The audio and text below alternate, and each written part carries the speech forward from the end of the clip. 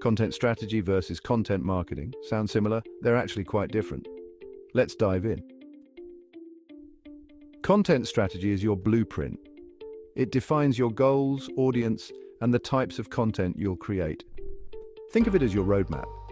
Whether you're aiming to educate, entertain, or inform, your strategy lays the groundwork. Now, content marketing is the execution.